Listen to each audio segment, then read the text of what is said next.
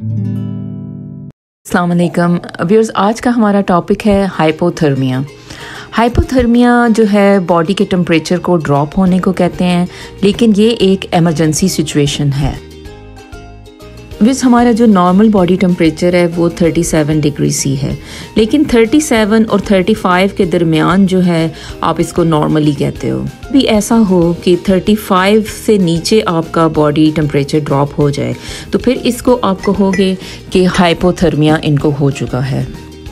Hypothermia एक ऐसी situation है जिसमें इंसान की जो बॉडी है वो हरारत को पैदा करने से कासर हो जाती है और इसकी वजह से उसकी मौत भी वाक़या हो सकती है। इसको आम ज़बान में कहेंगे कि सर्दी से अकड़ कर मर जाना। अब जाहिर है हाइपोथर्मिया ज़्यादातर आपको जो सर्दियों के दिन हैं उनमें देखने को मिलता है, और ये किसी में भी ये हो सकता है। जैसा कि आप बाहर जाते हो, आप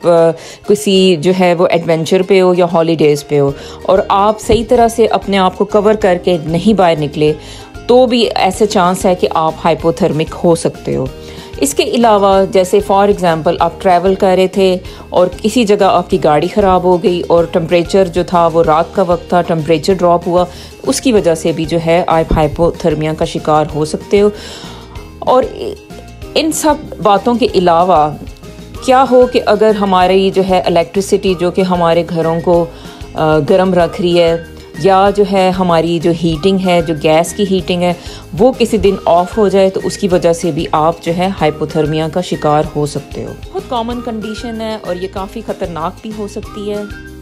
इसको समझना, इसको डील करना, ये भी एक लाइफ स्किल है। हमारी बॉडी में हरारत को पैदा करने का और बॉडी की एक ख़ास टेम्परेचर को मेंटेन करने का एक सिस्टम मौजूद है, और जब इस सिस्टम को सिग्नल पहुंचता है कि जो हमारी बॉडी है वो ख़तरे में है और उसकी वजह जो है वो बाहर की सर्दी है या एक्सट्रीम कोल्ड टेम्परेचर है जो कि हमारे माहौल में मौजूद है, तो इस सूरत में क्या होता है कि हमारी बॉडी एकदम से इस पे रिएक्ट करती है। जो हमारा ब्रेन है उसको जो है सिग्नल्स जाते हैं। में मौजूद हाइपोथैलेमस जो है उसमें आपका बॉडी कंट्रोल टेम्परेचर का सेंटर मौजूद है, और हाइपोथैलेमस फ़ौरन सिग्नल्स देता है आपके बॉडी मसल्स को, और आप उसके बाद कपकपाना शुरू कर देते हो। आपके होंठ जो है वो नीले पड़ना शुरू हो जाते हैं, हाथ सफ़ेद या ब्लू कलर के हो सकते हैं, पाँव भी इसी तरह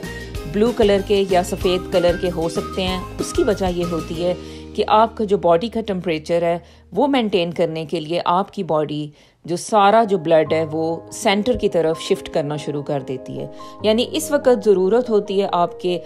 दिल को बचाने की, आपके गुर्दों को बचाने की, और आपके जो इंटरनल बॉडी ऑर्गन्स हैं उनको बचाने की, उनको खून की सप्लाई देने की। इसलिए क्या होता है कि आपका जो लिम्स हैं या जो आपके जो आप कहें कि बाजू हैं, हाथ हैं, उनसे जो ब्लड होता है वो शिफ्ट होके आपके जो अंदरूनी हिस्से हैं उनकी तरफ जाना शुरू हो जाता है। इसीलिए आपको अपने होंठ नीले नज़र आएंगे, हाथ नीले नज़र आएंगे, पाँव जो है वो नीले नज़र आना शुरू हो जाएंगे। तो ये एक शुरू की फ़ेज़ होगी जिससे आपको अलार्म मिलेगा कि अब आप जो है वो ठंडे होने की तरफ जा रहे हो। ज़्यादातर जो बच्चे हैं और जो बहुत बूढ़े लोग हैं वो जो है इस हाइपोथर्मिया का शिकार हो सकते हैं अगर कि उनकी एहतियात ना की जाए। हाइपोथर्मिया की जो एक एक्सट्रीम के जो एक फ़ेज़ है उसमें क्या होता है, यानी कि जब वो एक नेक्स्ट अलार्मिंग सिचुएशन की तरफ हाइपोथर्मिया जा रहा होता है, उसमें क्या होता है कि इंसान को थोड़ी सी मतली की कैफियत फील होने लगती है, और उसके बाद जो है वो उस पर नींद का गलबा छाने लगता है।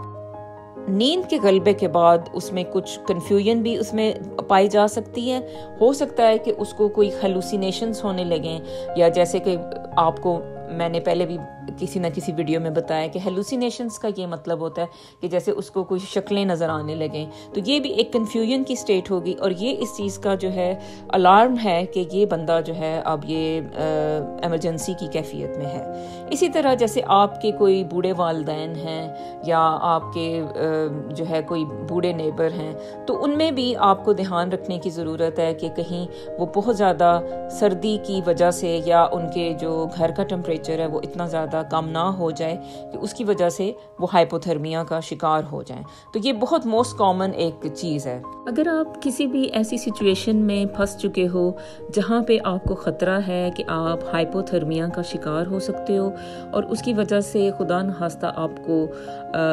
کولڈ انجری یا جسے آپ فراسٹ بائٹ کہتے ہو وہ بھی ہو سکتا ہے. تو اس صورت میں آپ کو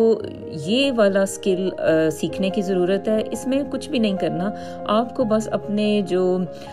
بازو ہیں انہیں ایک پنکھے کی طرح, یا جیسے یہ خاتون جو ہے یہ ہلا رہی ہے اس وقت, تو اس کو سرکولر موشن میں آپ کو اپنے بازوؤں کو چلانا ہے اور اسی طرح اپنی ٹانگوں کو چلانا ہے. یہ والی جو موومنٹ ہے یہ آپ کو بچا لے گی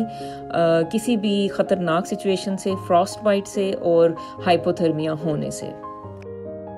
اچھا ویوز, اس میں کیا ہے کہ کبھی ہمیں ایسا کوئی انسان مل سکتا ہے کہیں پہ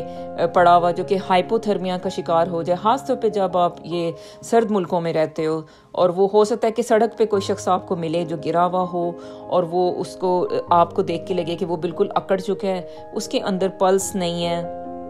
اس کے جو ہے وہ سانس جو ہے لگ رہا ہے کہ وہ رک گئی ہے, لیکن ہو سکتا ہے کہ وہ اندر سے زندہ ہو. تو ایسی صورت میں آپ کو کیا کرنا چاہیے کہ فوراً اس کو CPR دیں, یا جیسے کہ آپ اس میں ویڈیو میں دیکھ رہے ہو.